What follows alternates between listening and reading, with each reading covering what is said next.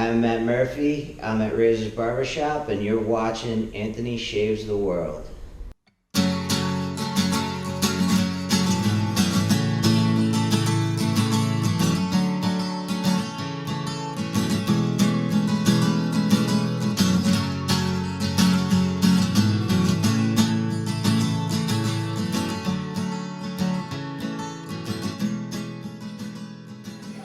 Give me the scoop on the place too. So, was this already a tattoo parlor and you put the barbershop in, or was it your barbershop you put the tattoo parlor in? So, Black Door originally was called One King. It was a tattoo shop years ago, owned by this other dude I know.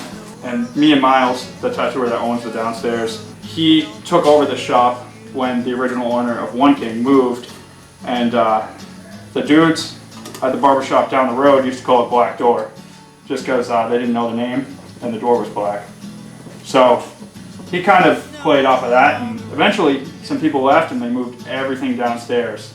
And this was all just vacant space, so it just made sense at the time. I was looking for a shop, looking for a change. So me and John, he's the barber that would be here right next to you. We worked together our whole career.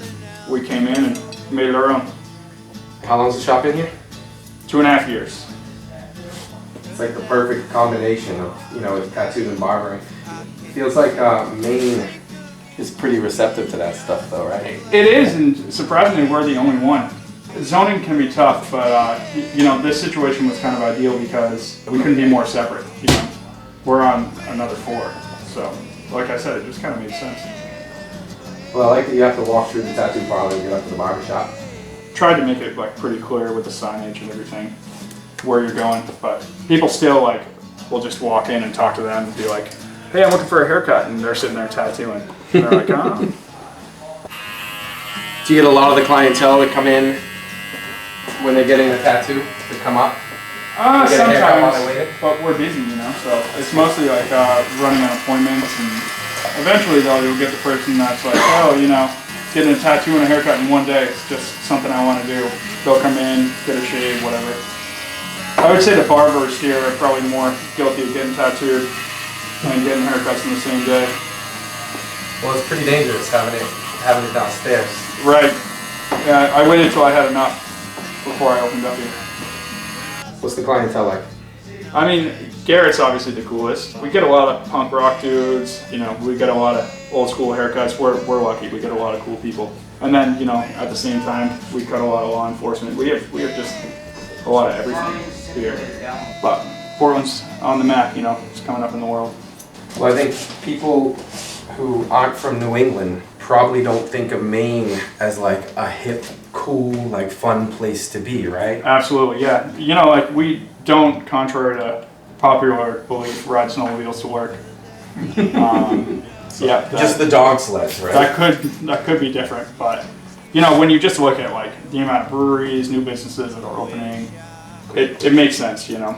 We're a cool place to live, and people are just realizing it now. We'll see if that's a good or bad thing years down the road. Is it a big barber community in the city?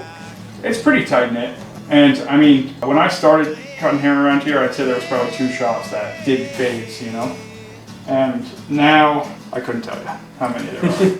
But I think everybody, being a barber in this community, we all have our different style and technique that sets us apart. So as long as you have that, your clientele is going to stay loyal. They're going to stay coming to you. How do you describe your styling technique?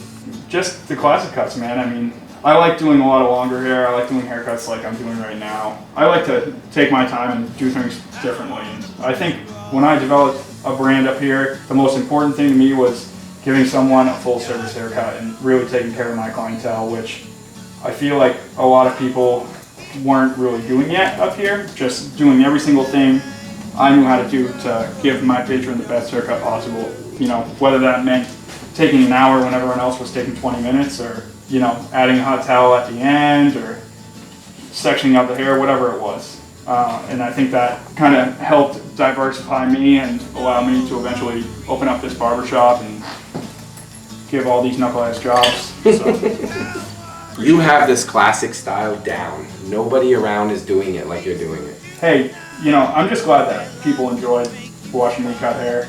And you know, having you do a shave was definitely really cool because nobody else there was doing it. And I think that is, you know what you're good at, you know what sets you apart, and that's a lot of things that are being forgotten in our industry. You know, the old school, like the part of the trade where you're keeping the tradition alive.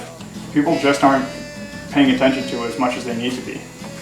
And I think that's a huge part of barbering and something everybody needs to respect, and we can't let that die. I think the point is too, is like how proficient you are with the scissors, and a lot of barbers nowadays take pride in scissor work, where I remember when I first started, it was a lot of clipper work. Everybody was yeah. How sick is the fade, how tight is the fade, and how clean's the lineup. And now it's about the whole thing, the top, the scissor work, how you're layering it and everything. It's everything. It's everything. It's the bigger picture. You can do an awesome fade and then have mediocre shear work on top or a mediocre lineup, and you're not pulling the same respect and attention that a haircut that's all around just really quality is going to get.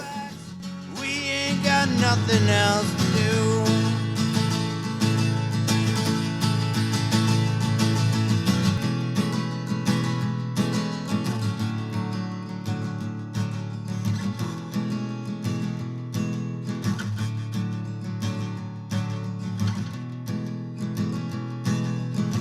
Cause at the end of the day, I can't stand